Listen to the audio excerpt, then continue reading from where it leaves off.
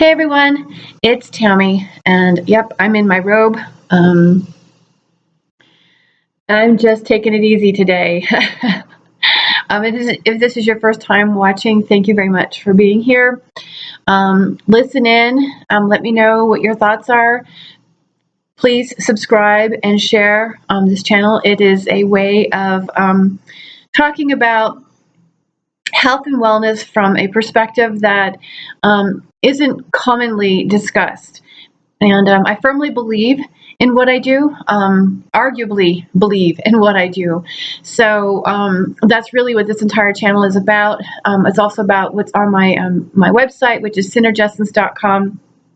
And it's really, it's just how I advocate for health and wellness in the world. So thank you for being here. For those of you who have been with me on this journey, I can't tell you how grateful I am that you're here. Now, just a brief background for me. It began in pharmacology. I've extensively trained in aromatherapy with organic and biochemists who specialize in the study of plant constituents, primarily essential oils, and their use on the human genome, as well as, in my case, I take it to the degree of drug development. The reason that's important is because when they're going out to develop medications, they have to understand the mechanism of action, meaning how the plant constituent affects us at the cellular, genetic, or the receptor level. And that's really how I apply this knowledge that I share with you. And it's been a long time coming, and I'm really excited to share these things. So, and that's part of the reason why I'm doing this today. I wasn't really feeling up to it, but I wanted to share something, and maybe sitting here in my robe might just kind of help me channel some thoughts. But that said, the predominant reason why we have health issues is because of the way the body is reacting to mental, emotional, and environmental stimulus, otherwise known as stress. Although stress in this case is not a negative thing, it is simply an indicator or a catalyst for change. And what I mean by that is when the body is stressed, it changes physiologically. The chemistry alters itself. It's not dysfunction, it's not defective. It is merely a change in the chemistry. Now, that said, it is also designed to turn itself back to thriving mode, so to speak. But the fact is that we are consistently exposed to so much, both mentally, emotionally, and environmentally. I mean, they just came out with a report obviously on the climate changes that are occurring, and I can't debate it. The fact is that we have 45 million chemicals going on, being used around the world. This is out in the air, this is in our water, this is in our foods. I mean, all of this is going to impact the way life moves, is how I want to say that. Again, stress isn't just limited to humans. It happens in animals, it happens in plants. This is how adaptations occur. This is this is basically the fundamental premise of life. Life will continue to move forward. The way we judge it, whether it be good or bad, is not necessarily a context within life or nature. So all of these different things that we have created, it's not just, it's anything. It's everything that technology has designed predominantly, and it affects all living organisms. And so, yes, there's going to be climate change.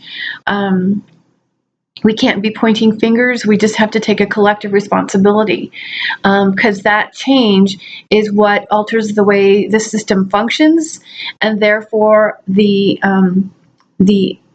outcome or the result of that change is what we classify as good or bad. In my case, a week ago today, I was living with a migraine. Now, I'm told, or I get asked a lot, well, how come you get migraines? How come you get sick? And my answer to that is I'm human. And I live on this planet. And so my body is constantly having to adapt to the things that I'm exposed to. Now, truthfully, my life has been a bit, I'm just going to use it, stressful. It's been increasingly stressful over the last few months. So the migraine makes total sense. Why? Because the physiological changes that occur. And one of the first things that goes is the way the body utilizes macronutrients. By that I mean the carbs, the fats, and the proteins. If we're not breaking those down effectively, it throws the entire system out of balance. Now, again, this is designed to turn itself off, which means that would be a short-term experience. So technically, that's not a bad thing. It's just an interim step made to survive and then shift back into thriving.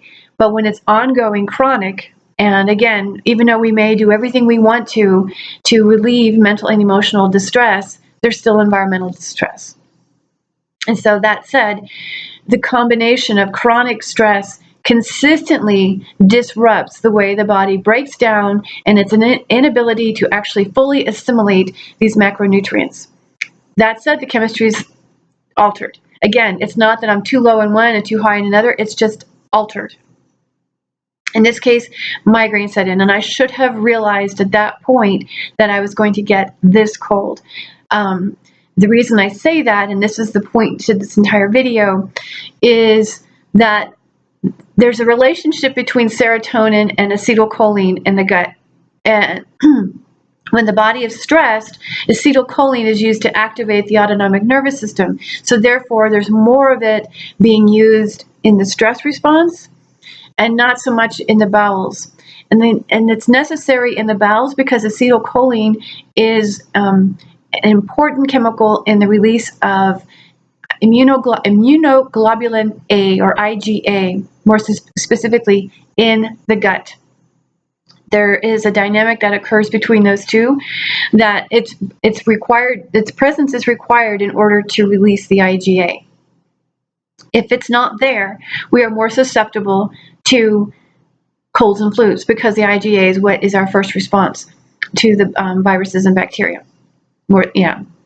So because my autonomic nervous system was on high alert, the acetylcholine was being used in that regard and wasn't so much in the bowels. And the reason I know that also is because whenever I get a migraine, I tend to become very sluggish in my bowel movements. And because, again, serotonin is required there. And so typically a migraine is classified as a serotonin spike. That's generally how it's considered.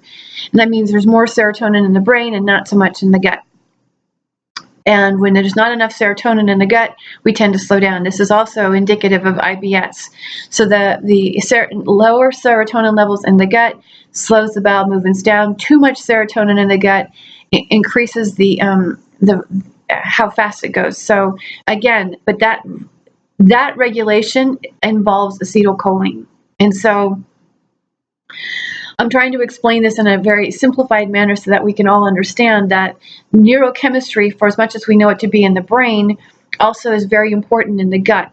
And this is another reason why it's important to keep the digestive system as spot on as we possibly can, because it is that's what actually keeps us stronger when it comes to being able to keep us protected. So chronic survival mode diminishes our ability to protect ourselves from immediate threats. And that's the reason why I'm in my robe, because I feel like I feel terrible today. And so I'm just going to take it easy. But I wanted to share this with you. I also wanted to say that there's about, I don't know how many people are walking around with this. I'm one of the fortunate ones. I know some people have been in bed for days with fevers and headaches. I'm not getting that, which is a good thing because I jumped on it the second I saw it starting to go around. Now, I had 2 kids of my own who came down with it, and what's interesting to me was each one of us, the blend that I put together for each one of us in the way of an essential oil blend was different. This is the other point to my video, and that is, not everybody can, even though I can suggest an immune blend, again, immune blend not to strengthen the immune system. Obviously, if you get a cold or a flu, it's a good idea to help inactivate the viruses. But we don't need to strengthen the immune system. We need to stabilize the digestive system, and in turn help and because the immune system's already activated. Obviously, I'm fighting something; it's already working. So that said, stabilizing the digestive system, really focusing on that, stabilizing the stress response in the system, and how that blends out, so to speak, depends on the individual. And so, like I said, 2 of my kids both came down with it. Each one of them, as young men, have their own symptoms, if you will, of life. And so therefore they each warranted different blends, even though they do come from my genes. And so that's really the recommendation. It doesn't make any difference if you're blood related or not. Each one of us has our own epigenome, and how it reacts to the environment is how it reacts to the environment. And so this is an important note, so to speak, when it comes to formulating something that works for you. There's a fly. Oh my goodness. Why do we have a fly? So yeah, that's really what I wanted to say. So the importance of stabilizing the digestive system. I don't necessarily mean take a bunch of digestive enzymes, and by all means, it's not about taking probiotics. It's about stabilizing the digestive system.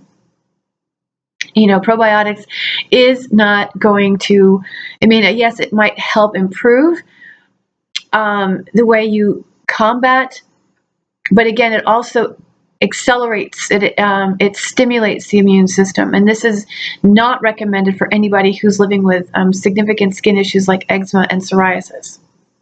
So I'm not suggesting probiotics unless you are already taking antibiotics. Then please take your probiotics. I'm more specifically talking about if you're going to take any kind of supplement, you want to get yourself like a betaine hydrochloric acid.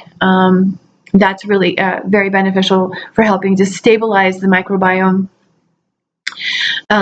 If that would be your best step.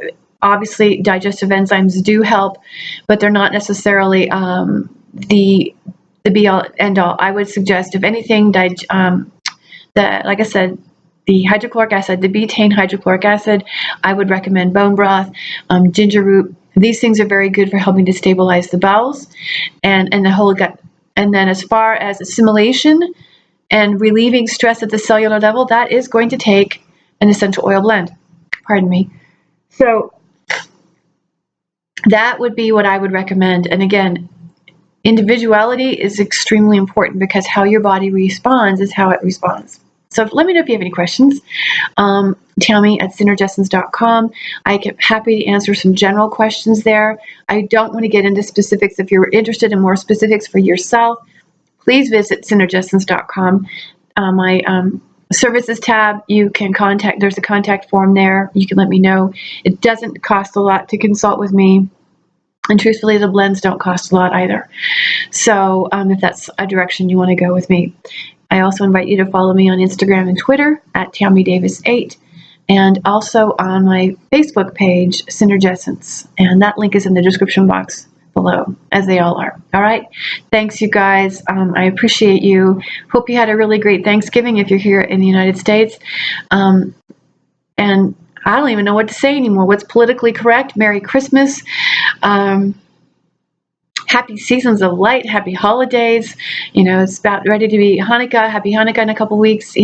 Oh my gosh, everybody, this is our time to celebrate light and life. And however you choose to do that, blessings to you. Thank you for celebrating the light and the life, because I got life landing on my head. That's really what this season's all about, light and life. So let's celebrate together. Can we just come together in love and just know that that is really what's going to heal everything here. Love is to be placed, not based. Anyway, thank you very much, and hope all is well wherever you are. And I look forward to hearing from you. Bye.